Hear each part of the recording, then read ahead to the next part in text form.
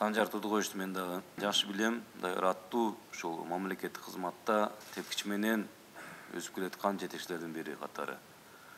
Албетте биз сизден конкреттүү бир кадамдарды өзгөрүүнү күтөбүз. Экономика, бул макроэкономика киреше чыгаша, ВВП, тышкы карыздар боюнча айтып кетти.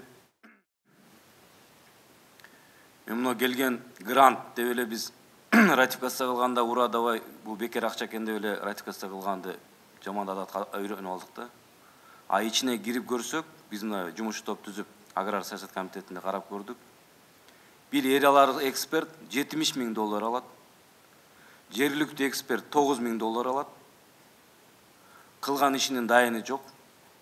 Кандай конкурс өтүп атат, эмне болуп атат деп алган грантты батыраак жок кылыш керек. Чай ичиш керек, кофе ичиш керек. Мына ушундай тартиптен кетиш керек. Токой агенттиги боюнча реформага барышыңыз керек. Айыл чарба министрлиги, айыл чарба жалпы ВВПга 12-13% салым кошот. Жалпы Токой агенттиги анча деген 1000 гектар токойубуз бар. Экология, суу жана башка болгону 0,08% салым кошот. Бүт ошо көмүскө ушул Токой агенттигинин ичинде. Дотациядан чыгуу. Бактыргыч айтып кетти, мен сунуш кылат элем, пилоттук катары көрүш керек. Чакан айыл өкмөт болгону 1,5 миллион сом бюджети бар.